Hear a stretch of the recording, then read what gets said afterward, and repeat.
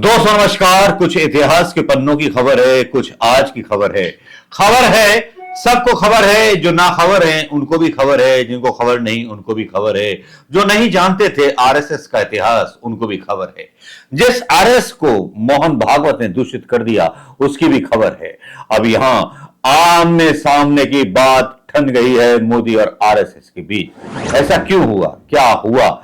लेकिन पहले थोड़े से इतिहास में जाना चाहेंगे। किस तरह से राष्ट्रवादी संघ आरएसएस को दरकिनार कर दिया गया पिछले 10 सालों में प्रधानमंत्री मोदी के द्वारा।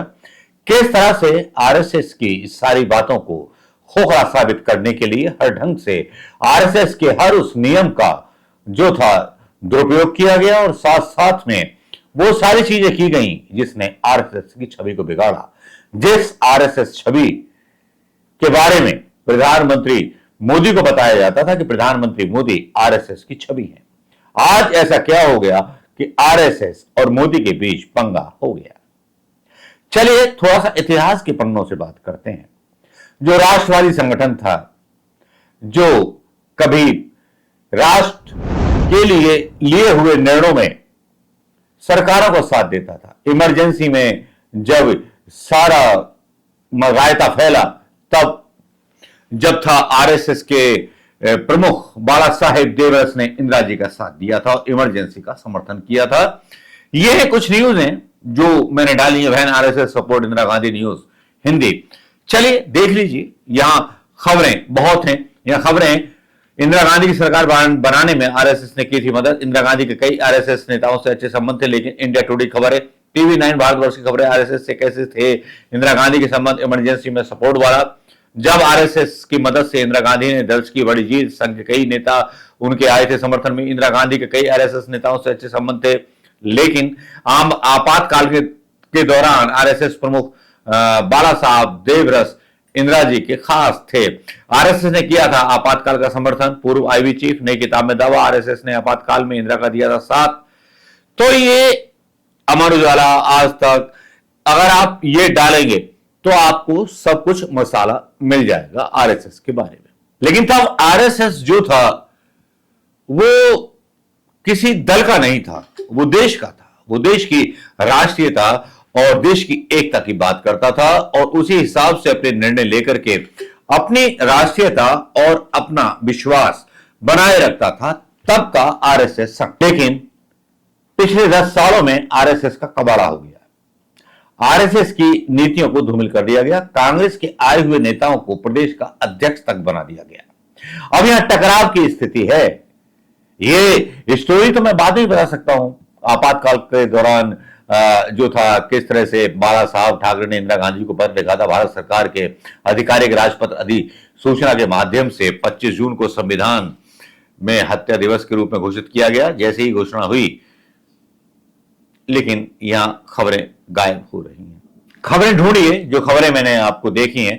संजय जोशी जी के ऊपर भी आएंगे, लेकिन यहां पर जो खबरें मैंने बताई हैं आपको, वो खबरें आपको नहीं मिलेंगी। ढूंढिएगा, पुरानी न्यूज़ें आपको मिल जाएंगी। लेकिन यहां पर अचानक से संजय जोशी जी का नाम सामने आता है। ये संजय जोशी जी कौन है? कौन है संजय जोशी, जिनकी कट्टर दुश्मनी मोदी जी के साथ थी, जिनको हाशिए पर धकेल दिया गया? कौन है? नाम बड़ा है या क्या है कि अचानक से संघ का झुकाव संजय जोशी जी की तरफ हो गया? संजय जोशी एक ऐसे आरएसएस की मुख्य धारा के प्रचारक रहे जिन्होंने राष्ट्रवाद और देश के लिए अपना प्रचार किया। मोदी जी का जो राष्ट्रवाद था वो व्यापारिक था, वो फायदा उठाने वाला था। आरएसएस ने कभी कारपोरेट लोगों के साथ कभी संधि नहीं की। लेकिन यहां आज खेला हो गया जब बीजेपी, मोदी और संघ आमने सामने आ गए।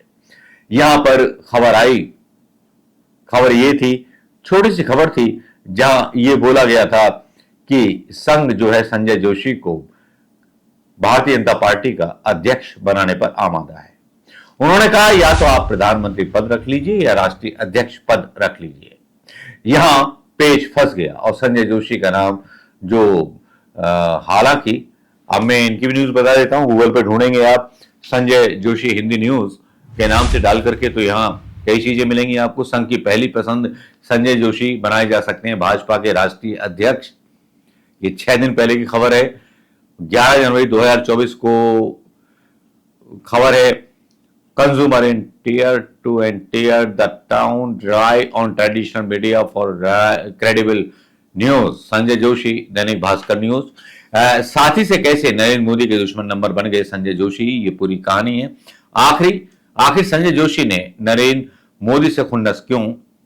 फर्जी पट्टे मामले पर गिरफ्तार किया गया संजय जोशी को। संजय जोशी को भी परेशान किया गया 2024 में, और अपने दुश्मनों को मिटाने की जो एक कवायद है प्रधानमंत्री मोदी जी करते रहते हैं। तो चलिए बात करते हैं कि साथी से कैसे नरेंद्र मोदी दुश्मन नंबर 1 बन गए थे प्रधानमंत्री मोदी के। इस पर बात करना इसलिए आवश्यक है क्योंकि भाई अब राष्ट्रीय अध्यक्ष बनने वाले हैं, और भारतीय जनता पार्टी की पहली पसंद भी संजय भाई जोशी हैं। विश्वसनीय सूत्रों ने बताया है कि संजय जोशी संघ के संगठनात्मक नेता, संगठन पर बहुत बड़ी पकड़ है, भाजपा के कभी साथी हो सकती हैं। भाजपा के पुराने चाणक्य की फिर से एंट्री हो रही है। जो नकली चाणक्य हैं वो जा रहे हैं, लेकिन असली चाणक्य अब मैदान में आ रहे हैं। संजय जोशी को मैदान में लेकर के आया जा रहा है। संजय जोशी जो एकांतवास में 10 साल से रहे, जिनका कैरियर तबाह करने के लिए प्रधानमंत्री मोदी जी ने वो सब कुछ कर दिया जो उनको करना चाहिए था, कोशिश की। संघ की पसंद और जोशी का भविष्य, जो संघ की आज की न्यूज है उस पर संजय जोशी के पक्ष में आज संघ का समर्थन दिखाई दे रहा है। विश्वसनीय सूत्रों के अनुसार नागपुर के संघ में शीर्ष नेतृत्व ने जोशी के नाम पर सहमति जताई है, लेकिन नरेंद्र मोदी और अमित शाह का समर्थन न मिलने के कारण उनका रास्ता कठिन हो सकता है। भाजपा में संगठनात्मक ढांचे में संघ की कितनी चलती है वे इस निर्णय पर निर्भर करेगा कि जोशी को राष्ट्रीय अध्यक्ष बनाया जाता है या नहीं। यह कहानी हम आपको ऐसे नहीं बता रहे क्योंकि भाजपा का राष्ट्रीय अध्यक्ष बनने की बात संघ पर आकर अटक गई है और संघ संजय जोशी को बनाना चाहता है।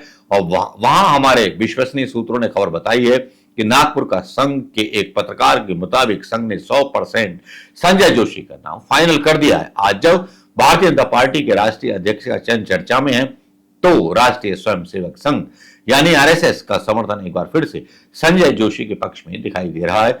विश्वसनीय सूत्रों के अनुसार नागपुर में संघ के शीर्ष नेतृत्व ने संजय जोशी के नाम पर सहमति जताई है। संघ में संजय जोशी का मजबूत संगठनात्मक अनुभव और लोकप्रियता को देखते हुए उन्हें एक उपयुक्त उम्मीदवार माना जा रहा है। हालांकि नरेंद्र मोदी और अमित शाह का समर्थन न मिलना उनके रास्ते का रोड़ा बन सकता है। हमारे विश्वसनीय खबरों ने खबर दी है कि नागपुर में एक संघ के एक पत्रकार के अनुसार संघ पूरी तरह संजय जोशी के नाम पर अपना इरादा बना चुका है। गुजरात के नरेंद्र मोदी और अमित शाह किसी भी कीमत पर संजय जोशी का नाम स्वीकार करने के लिए तैयार नहीं है। उन्होंने भाजपा की ओर से सुनील बंसल और विनोद तावड़े का नाम प्रस्तावित किया है।